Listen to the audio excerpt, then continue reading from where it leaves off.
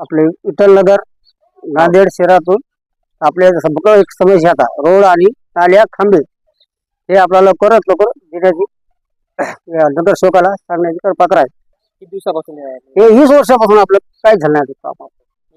काय काय समस्या आहे?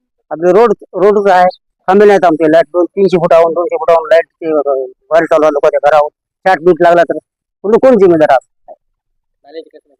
नाले नाही तर रोड नाही, काहीच नाही आपल्याकडे. काय पावसाळ्यात काय? पावसाळ्यात घरात पाणी जाते आमच्या, काहीच होत नाही. येतात त्या रोड त्यातली मारताय. यावेळी अगोदर मी अविनाश आंदेगावकर, राहणार नांदेड विठ्ठलनगर. आमच्या विठ्ठलनगरमध्ये आज जवळपास 20 ते 25 वर्षापासून आम्ही राहतो. इथं रोडचे कामं झालेत व्यवस्थित, पण कामं पूर्ण झाले मात्र खंब्याचा प्रॉब्लेम, आम्हाला लाईटचा प्रॉब्लेम आहे. लाईटच्या प्रॉब्लेम सोबतच नाली अर्धवट करून सोडून दिली आहे. पावसाचं पडलेलं पाणी टोंगळ्या इतकंच असते घरामध्ये. मागच्या वेळेस आमच्या इथं ते 10,000 रुपये शासनाकडून भेटलेले होते. आम्ही 10,000 रुपयासाठी भेटावं म्हणून पाणी घरात जाऊ नये आमच्या. तर आमच्या नाली चांगून होऊन पाण्याचे विल्हेवाट योग्य समोरच्या ड्रेनेज मध्ये लावण्यात यावी, ही आमची मागणी आहे. त्याचबरोबर समोरचा एक रोड मेन झाला म्हणजे जबाबदारी संपली नाही नगरसेवकाची. पाठीमागेले आमच्या मधल्या जे छोट्या गल्ल्या आहेत त्या गल्ल्यावर एकदम पाणी साचते, रस्ते बरोबर नाहीत. पार्किंगला सुद्धा जायला जमत नाही. पावसाळ्यात तर माणसं मेन रोडला गाड्या लावून खाली जातात. मंदिराच्या आजूबाजूची जरी बघितले रस्ता वगैरे बघितला तिथं सुद्धा एकदम घाण नाल्याची पाणी मंदिराच्या बाजूला येते.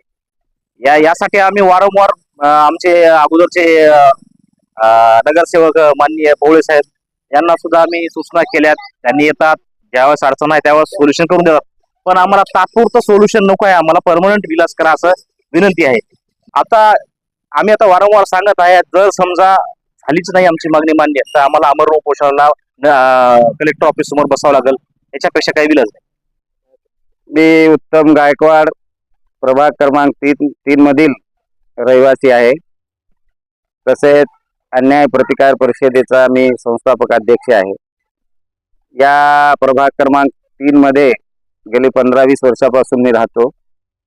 परंतु गेल्या 20 वर्षामध्ये जे कोणी लोकप्रतिनिधी असतील त्या लोकप्रतिनिधींनी कमालीचं दुर्लक्ष या प्रभागाकडे केलेलं आहे.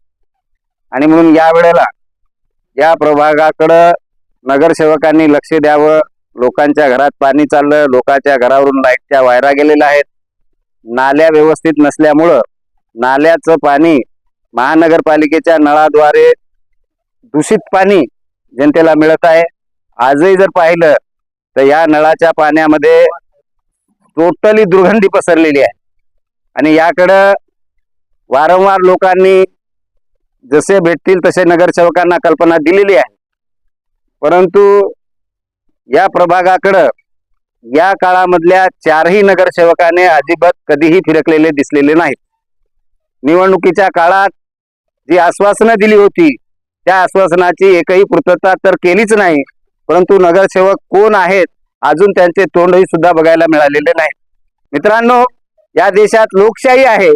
या देशातल्या लोकशाहीच्या प्रमाणामध्ये प्रत्येक प्रभागाचा महापालिकेच्या वतीनं विकास झाला पाहिजे असं धोरण असताना सुद्धा एकाही आज आमच्या प्रभागामध्ये प्रधानमंत्री निवास आवास योजना असेल, रमाई आवास योजना असेल, यांचे घरकुलाचे थोडेफार कामं चालू आहेत. त्या घरकुलाचे बरेचसे हप्ते सुद्धा मिळालेले नाहीत. आणि म्हणून लोक रोज महानगरपालिकेला खेटे मारत आहेत. परंतु हे कोणाचं दुःख काय आहे हे जाणून घेण्यासाठी कोणताही नगरसेवक हा विठ्ठलनगरातील रहिवासी नसल्यामुळं यांच्या घराकडे इथून कोण जावं आणि यांचे घर या वस्तीपासून अर्धा किलोमीटर ते 1 किलोमीटर दूर आहेत. त्यांच्यामुळे इथल्या प्रभागातील लोक त्यांच्यापासून जाऊन त्यांच्या समस्या मांडू शकत नाहीत. जर समजा या मे महिन्याच्या अखेरपर्यंत या वार्डामध्ये 4ही नगरसेवक जर डोर टू डोर नाही फिरलेत तर नगरसेवक हटाव, नगरसेवकांना निलंबित करा अशी मागणी घेऊन आम्ही महापालिकेवर जाणार आहोत.